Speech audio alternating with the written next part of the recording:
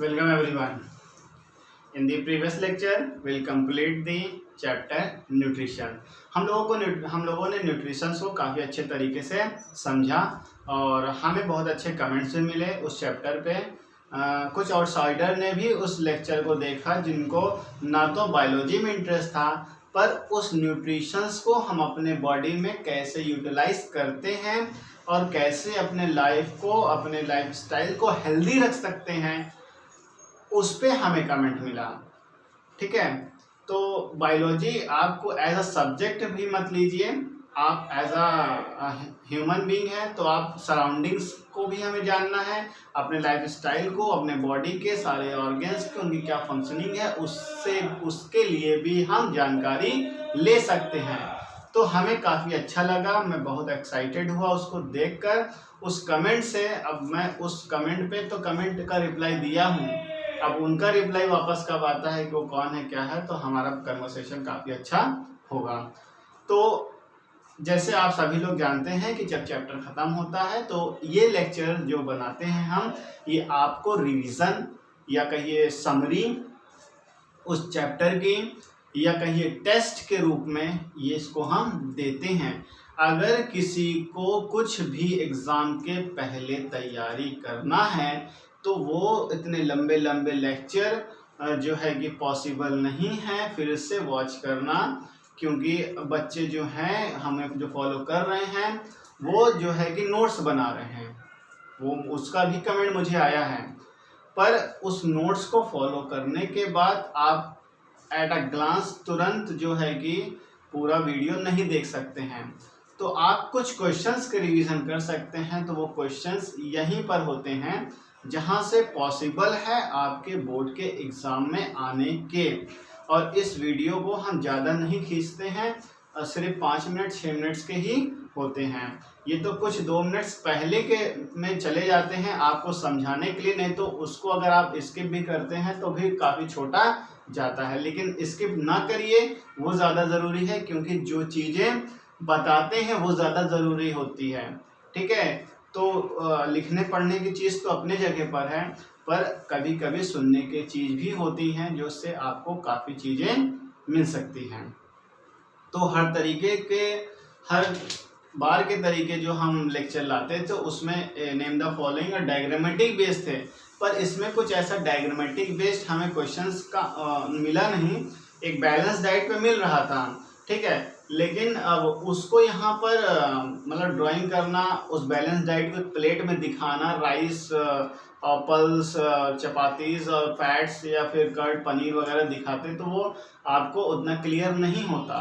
और अगर डिजिटल हम बनाएंगे तो शायद वहाँ पे क्लियर होगा, लेबलिंग भी करेंगे तो उस पर आंसर आप दे सकते हो। तो डायग्रामेटिक बेस एक तरीके से वो मिल सकता है, नहीं तो फिर टेबल के फॉर्म में, जैसे विटामिन्स का एक टेबल बनाया है, पहले हमने चार्ट से बनाया था, तो वहाँ पे या तो कुछ विटामिन्स के जो विटामिन्स है उसको स्किप कर दे, डिजीज दे दे, या विटामिन्स हो तो डिजीज पूछ सकता है, या तो फिर उसकी डिफिशियंसी से सोर्सेस फंक्शन पूछ सकता है। वैसे ही मिनरल से क्वेश्चंस आ सकते हैं, टेबल बना दे पूरी और वहाँ पे चीज़ें मिस कर दे और उस चीज़ों से रिलेटेड क्वेश्चन पूछ सकता है। तो इस तरीके से कई तरीके से आपको तैयार होना है, इस वजह से हमने 2 नए तरीके के क्वेश्चंस आपके सामने लाए हैं।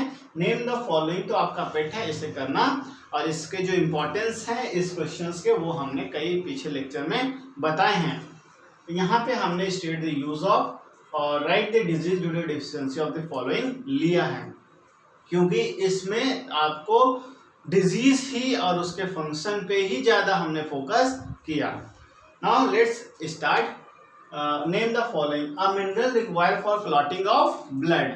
अब उस मिनरल्स का नाम बताना है जो आपके ब्लड के क्लॉटिंग में फंक्शन करता है। तो इसको हमें आप सारे जो आंसर है वो कमेंट सेक्शन में दीजिए। इस बच्चों लोगों का कमेंट्स भी आता है, उस पर भी हम रिस्पॉन्स करते हैं। जो उनके क्वेश्चंस गलत आते हैं तो उस पर हम राइट आंसर भेजते हैं। ठीक है, तो दीजिए the structure unit of protein.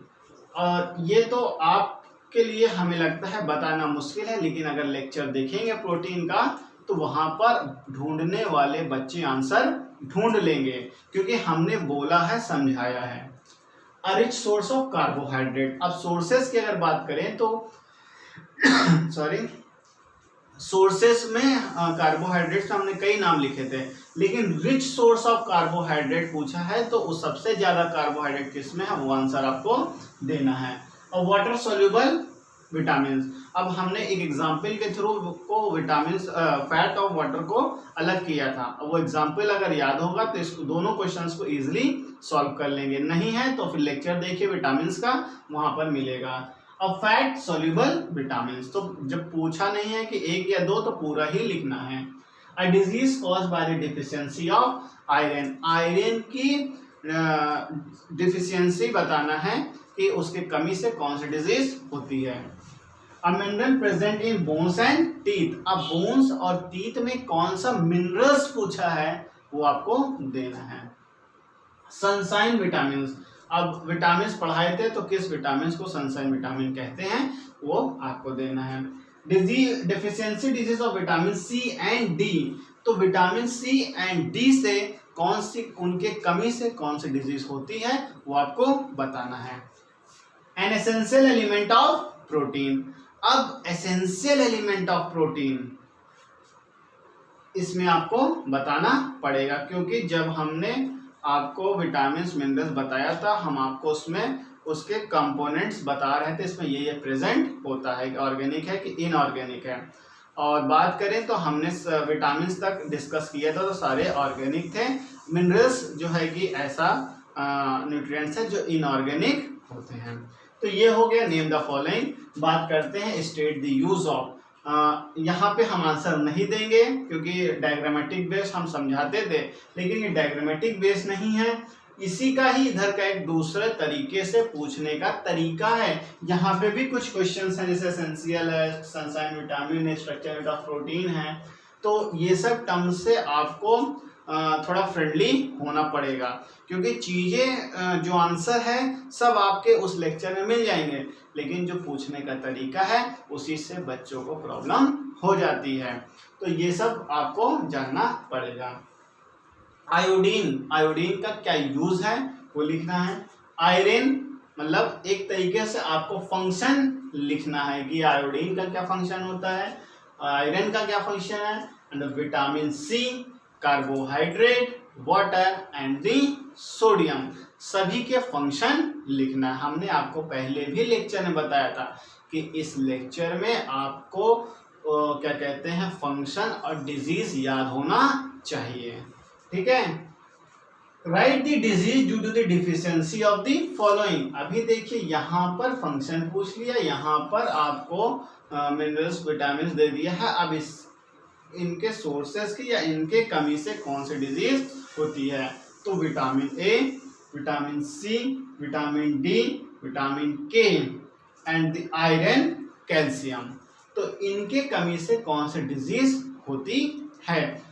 बात करें विटामिन बी, हमने मिस किया, यहाँ पे मिस हमने खुद ही किया क्योंकि विटामिन बी हमने पढ़ाया है आपको, और विटामिन बी के उससे हमें नहीं लगता जल्दी डिजीज पूछता है। विटामिन के अंदर हमने आपको बताया था विटामिन बी एक बी कॉम्प्लेक्स है, विटामिन बी के अंदर ही बी काफ़ी पार्ट है, B1, B2, B3, B4, B5, B7, B9, 10, 11, 12 ऐसे करके कई विटामिन हैं, तो इस वजह से उसके पर्टिकुलर डिजीज पूछता हायर क्लास में। आपका भी पूछा तो आप सिंपल दीजिएगा वेरी वेरी, हम उसका आंसर इसलिए बता रहे क्योंकि हमने दिया नहीं है, तो इस वजह से आप इसको सॉल्व करिए और हमें कमेंट सेक्शन में बताइए। नेक्स्ट लेक्चर के साथ हम जल्दी मिलेंगे। Thank you.